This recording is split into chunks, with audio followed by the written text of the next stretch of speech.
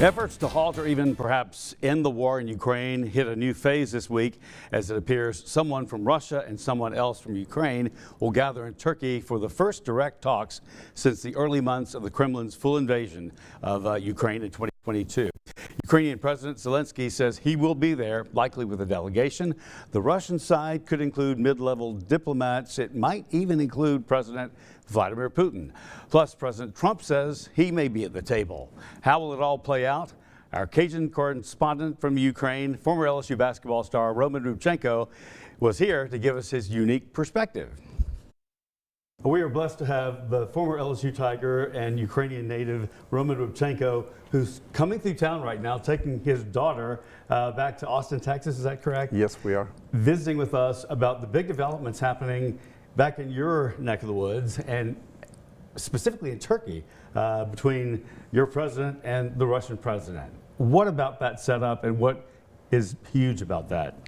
Well, I think it's a wonderful development because throughout the last 3.5 years, there haven't been any dialogue going on for understandable reasons between Ukraine and Russia. And now this is a first attempt to actually sit at the table and discuss. Face to face. Exactly, in the same room, exactly. And then identify who means what they say, who is for peace, and who is for prolonging the war. What is it showing to the world? Well, I think it's going to be two outcomes. If the meeting takes place and then some discussion takes place, it's already a step in the right direction. It doesn't. I'm not holding my hopes that they're going to agree on something, but it is a step in the right direction.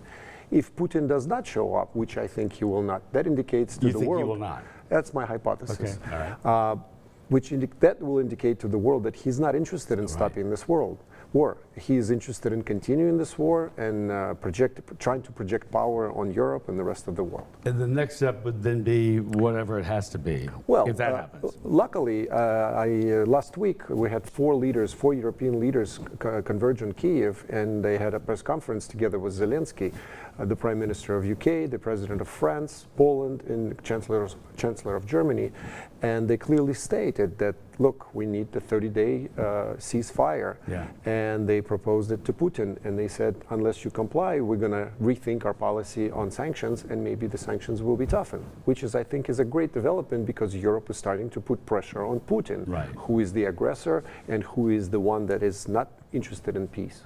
Now, the world sees it one way. You're in Ukraine, you've been there. How is it in your homeland? Well, definitely our people are courageous and brave, but we're fatigued, we're tired. 3.5 years. Nobody thought that it was going to take 3.5 years, right? And who knows how much longer it's going to go. I think the key thing that we're hoping for is that we're going to continue fighting. We're going to continue being brave and showing resolve. But we need the support of the West to put pressure on Russia to stop bombing our cities and to sit down at the table and discuss the ifs and buts. We need to figure out every war is ended at the negotiations table. I think the time has come to negotiating table, but not on conditions that are not beneficial to Ukraine. If we start putting pressure on Ukraine to just stop and freeze whatever we have right now, that is not going to be a lasting peace because justice has to prevail, at least in some format. And President Trump has said he would join the meeting and that is great development for me too. I think it's the first time President Trump has expressed some sort of dissatisfaction with the way Putin is treating this whole process.